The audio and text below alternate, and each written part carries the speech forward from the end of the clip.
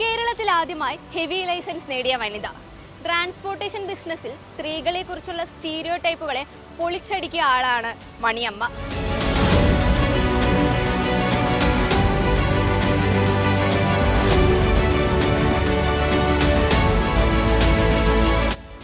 Two wheeler തൊട്ട് hazardous vehicles ഓടിക്കാൻ വരെയുള്ള 12ഓളം ലൈസൻസുകൾ മണിയമ്മയുടെ കയ്യിൽ ഭദ്രമാണ്.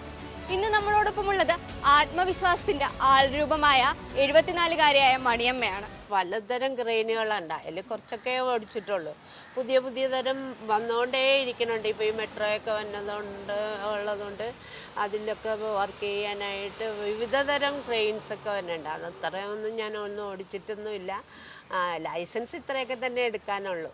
പുതിയ വണ്ടികൾ ഏതാ വന്നാലും അതെന്നെ കൊണ്ട് ഓടിപ്പിച്ച് അതിപ്പോൾ എല്ലാവർക്കും ഒരു ഹരമായി, എനിക്ക് മാത്രമല്ല എല്ലാവർക്കും ഒരു ഹരമായിട്ട് തീർന്നിട്ടുണ്ട്. അപ്പോൾ ഇനി എന്താണ് പുതിയത് വന്നത് എന്ന് നമുക്ക് നോക്കാം, അതും ചെയ്യാൻ ഞാൻ തയ്യാറാണ്.